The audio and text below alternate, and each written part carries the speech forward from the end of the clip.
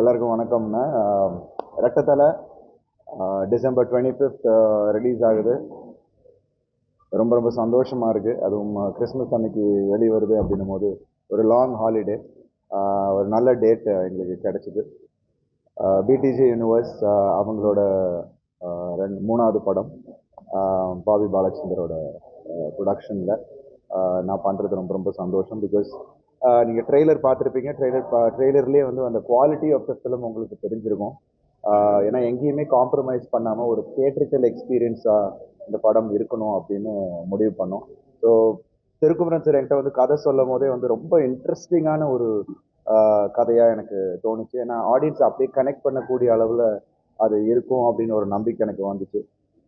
பயங்கர ரேசி screen play and என்னோட strength எல்லாமே வெளிப்படுத்தக்கூடிய அளவில் அந்த கதையில் அது யதார்த்தமாக அமைஞ்ச ஒரு விஷயமா இருந்தது.